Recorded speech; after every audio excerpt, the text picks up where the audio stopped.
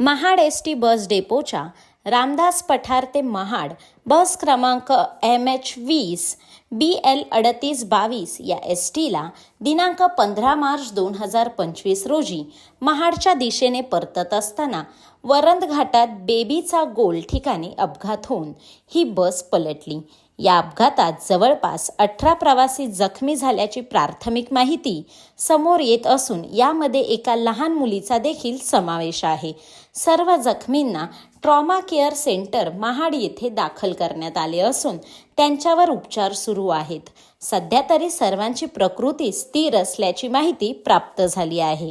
गाडीचे brake fail झाल्यामुळे हा अपघात झाल्याची माहिती एसटी चालकाकडून देण्यात आली आहे।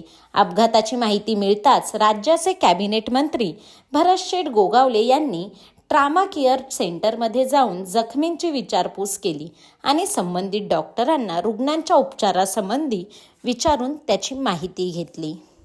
महाड रामदास पठार ही टपाल एसटी रामदास पठारला गेली होती। तिकडून परत येते वेळेला वरण घाटामध्ये त्या कॉर्नरला तिथं हा अपघात झाला। बऱ्यापैकी त्यांनी कंट्रोल करायचा प्रयत्न केला ड्रायव्हरने, परंतु ब्रेक फेल झाला असं त्यांचं म्हणणं आहे आणि त्या अनुषंगाने गाडीने पलटी मारून ती घासत गेली आणि त्याच्यामध्ये बऱ्यापैकी काही लोकांना डोक्याला, कोणाला हाताला, असं काही लोकांना मुक्कामार, 1-2 लोकांना जखम झालेली आहे आणि तसं काय फार मोठी इंजुरी त्यामध्ये नसल्यामुळे इथल्या इथे जेवढं आम्हाला रिलॅक्स करता येईल तेवढं करून आम्ही जेवढ्या लोकांना घरी सोडता येईल तेवढे सोडूया। इथे ज्यांना राहायचं ते इथे थांबतील।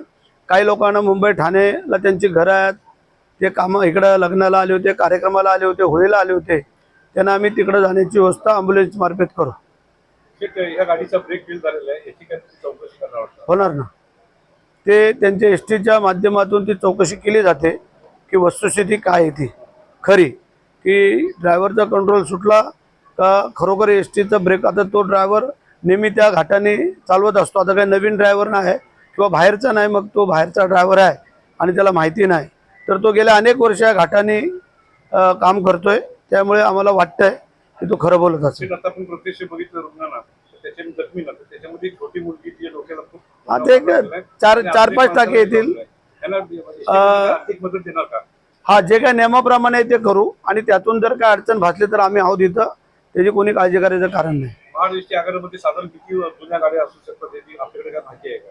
जुन्या गाड्या जास्त आहेत, नवीन गाड्या कमी आहेत, पण आता नवीन गाड्या जशा येत आहेत तशा प्रत्येक डेपोला आम्ही आता पहिल्या लॉटमध्ये 10 एसट्या देतोय आणि त्या ज्या ग्रामीण भागात, डोंगर भागामध्ये जाणं आहे तिथे जास्तीत करून नवीन गाड्या देण्याचा प्रयत्न करतो।